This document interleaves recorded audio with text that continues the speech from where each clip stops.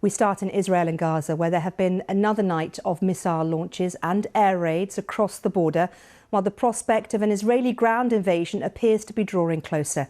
Here are the very latest developments for you. Israel says that more than 1,200 Israelis are now known to have been killed since Hamas launched attacks on Saturday.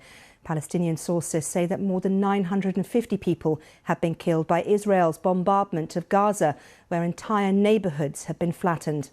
Israel has sealed all crossings into Gaza, and the only crossing from Gaza into Egypt at Rafah has been hit by Israeli airstrikes. Well, both sides have accused the other of war crimes. Israel has accused Hamas of torturing and murdering babies and children in attacks which began on Saturday. The Palestinian representative at the United Nations said Israel was planning to use starvation as a method of warfare. Well, strikes against Gaza have continued this morning. This was a blast just a couple of hours ago, which sent black smoke billowing into the sky. A huge blast there, as you can see.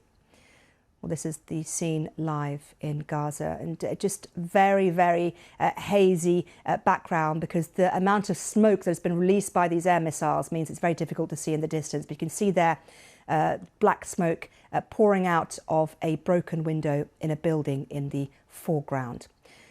Well, a Hamas spokesman says at least 30 people have been killed and hundreds wounded in overnight strikes, with residential buildings, factories and mosques among the targets hit.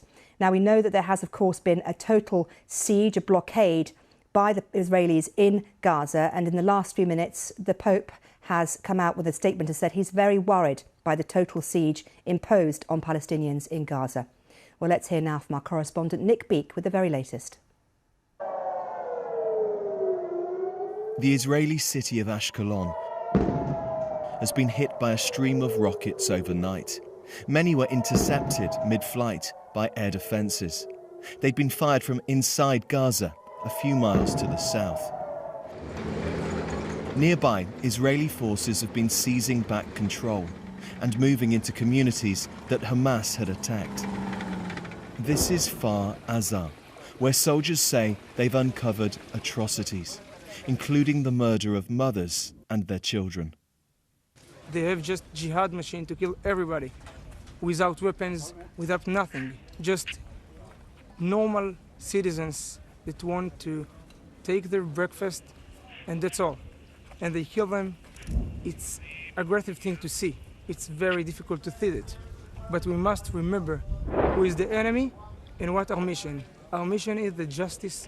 We're in the right side, and all the world needs to be behind us. Israel says those who did this will pay the heaviest price.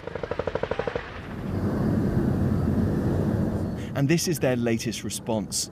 The bombardment of Gaza continues. Israeli strikes hitting Palestinian communities. Israel's military released this footage showing its operations. It says it's targeting Hamas fighters. Hundreds of civilians have been killed.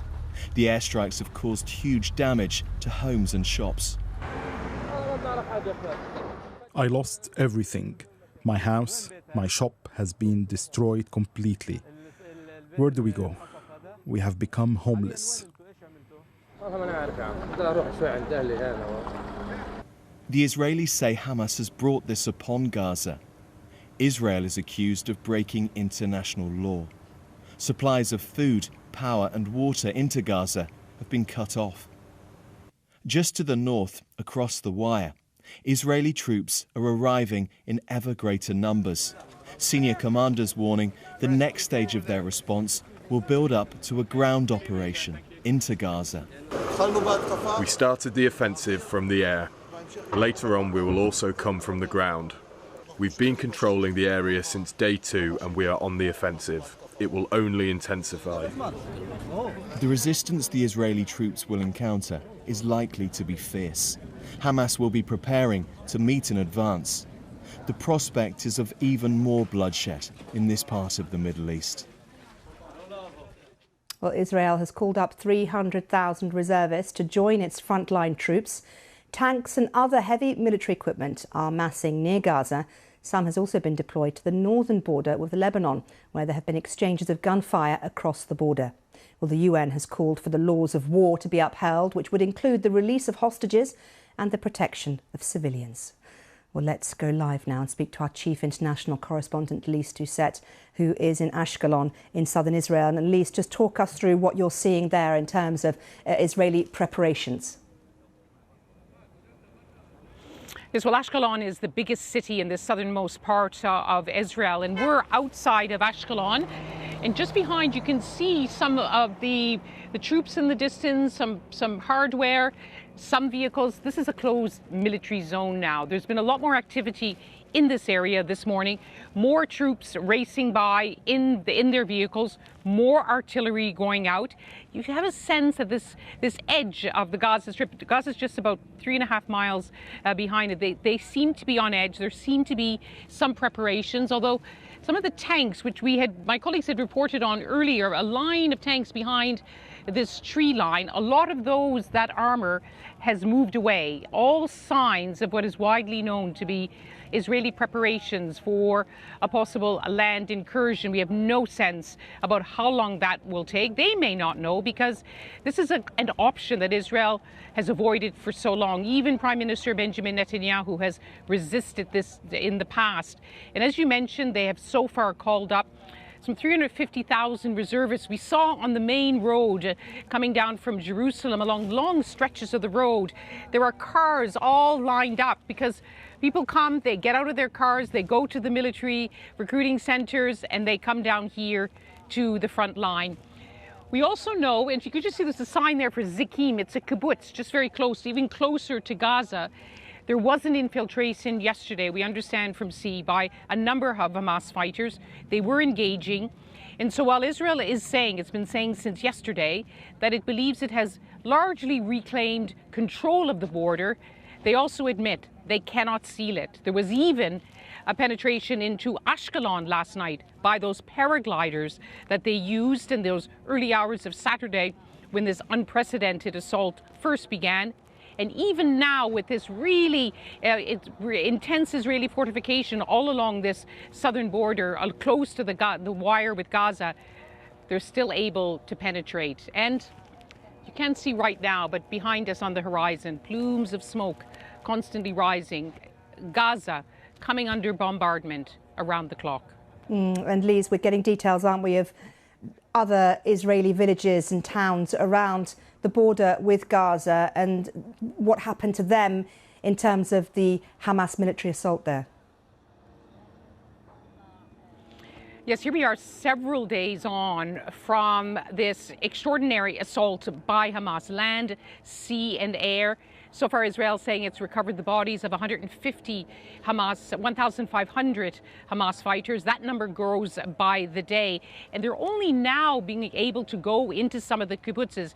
Yesterday, we had the report from our international editor, Jeremy Bowen, being taken there by the Israeli army into Kfar Aza, confirming the shocking reports of what happened when Hamas fighters stormed the kibbutz, pushed through the security around the kibbutz. And even yesterday, there were still corpses, rotting corpses lying on the ground, both of Hamas fighters, but also residents of that small kibbutz. So mopping up operations are continuing.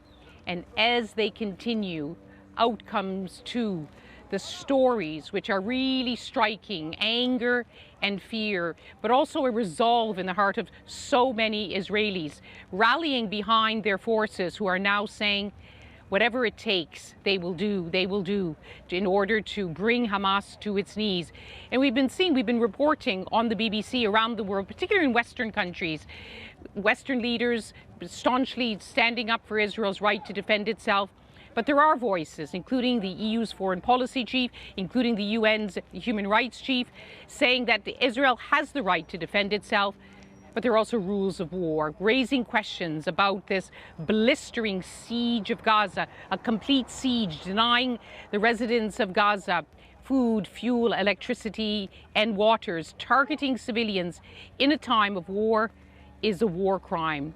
But right now in Israel and in the Gaza Strip, you feel hour by hour those rules are being shattered.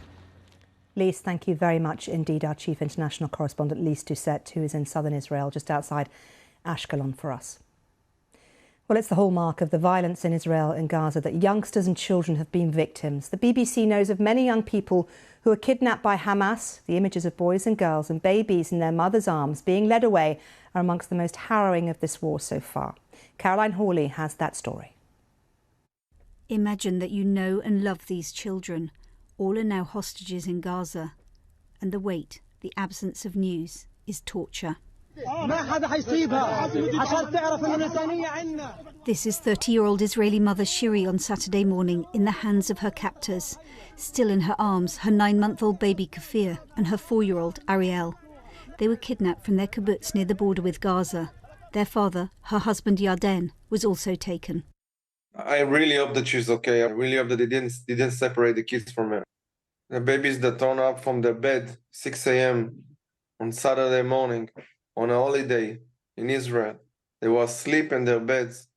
My feeling that my family is over there, that I don't know how they treat them. And I know that there is 9 months baby that without his food, without his diapers. These are pictures of more children held hostage, shared with Danish television by their mother, Mayan. They're her 8-year-old and 15-year-old girls, and she had this message for them. I will do anything. We will do anything to get you back. Do what your hostage takers tell you. Be strong. You are heroes. The whole country is with you and everyone else who is being held hostage. Everybody loves you. We don't know all of the children taken hostage, but along with Ariel and Kafir, we know of 12-year-old Erez and his sister Saha, and sisters Raz and Aviv, who are 5 and 3. As Israeli airstrikes flatten buildings in Gaza, nobody knows what's happening to them, and now the lives of Palestinian children are also being taken and torn apart. Caroline Hawley, BBC News.